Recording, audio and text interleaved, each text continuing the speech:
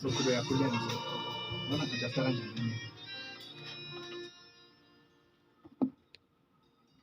ngo-153 khona la emsakazweni Intokozo FM Young People's Choice sahleli nayo insizwa yakwaKubheka insizwa eqopha umlando ngokusuka eGoli yalidabula izwe yaze yafika ezweni lase-KZN lakwe likaMthaniya iyayichaza-ke insizwa sizwa kahle indaba yayo ukuthi kahle kahle isukaphi. This thing is all about isimo ebibhekane nazo empilweni ezithe zacisho zayiphuca impilo yayo zafuna ukuthumba umqondo wayo. But I like the fact that insizwa yadecide ukuthi isikhiphe busy ikhiphe umqondo wayo busy ngokuthi yenze i-theatre. So mhlambe esingathi omunye umuntu kubalekile ukuthi before uzuphuca uphefumulo, before you took that huge decision mhlambe, because the problem is especially sina madoda we do fail uku-communicate, asikwazi ukuxoxa, asikwazi ukukhuluma sithole usizo.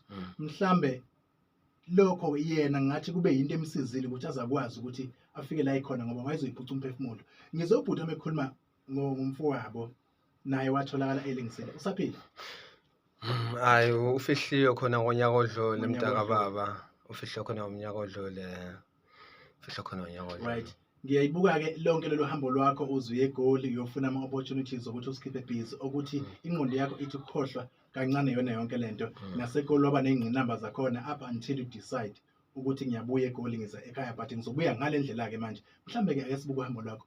How many days did it take you ukuthi uzofike la eKZN from Johannesburg?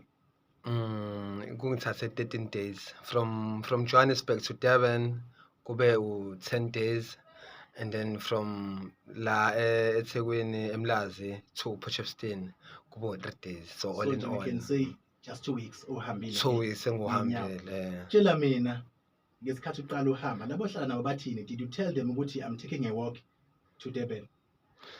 Mntaka baba ngisho ngithi iyona, ngisho mntaka baba ngithi leyo nombuzo ngiyawuthanda, leyo iyona into ebe challenge kakhulu. I did tell them, ngibatshelile ukuthi bafethu ngiyahamba, akekho noyedwa osupportele umbono wami. So le ndibuqala ukuyenza, bengiqala ukuyenza, ngijwayele ukwenza o 30 kilometers 20 kilometers from edrobheni to the township, from the township to edrobheni. Mawubheka from your research kusuka eJoburg uye Potchefstroom how many kilometers? So eJoburg it's 700 kilometers. Endleleni uyahamba emini shaya isikhathi sasebusuku ulale noma uhamba day and night?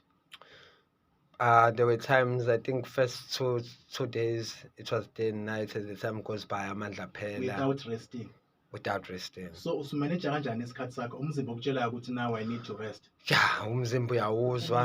Ulala. Umzimba uyawuzwa khona nje la engiphelele khona amandla mengisaqala ngakahlangana namagaraji mengivele ngiyiphose nje la yabona lo highway kunalo tshani lobo obula ecaleni kwa highway ujwayele nje ukukhuphukela kanje ngikhuphukele ngingasithele ngalo ukuze imoto zongikhanyisa.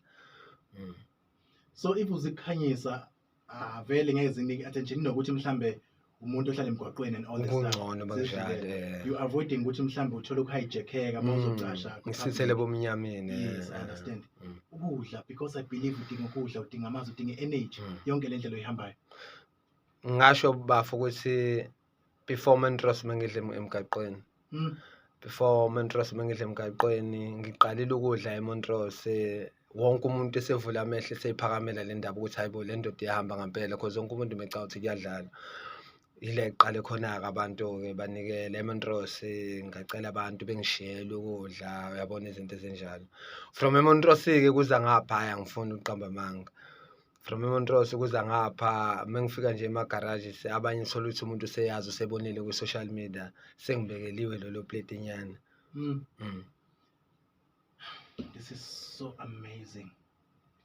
I don't know what should I say, getting your call or angikhola, but now you are here. Actually, I didn't believe the first time ngikhuluma nawe. Ngiyabuka kuma-socials, wenza ama-live videos, ushinda wakuzona. No man. But if I may ask, njengamanje, how do you feel emzimbeni wakho? Njengamanje angisho ngithi angifuni ukuqamba amanga, angikuzwa kahle. Fana ukuthi ngathi angikho kona njengamanje. Yeah, unami, yeah, ngathi angikho kona njengamanje.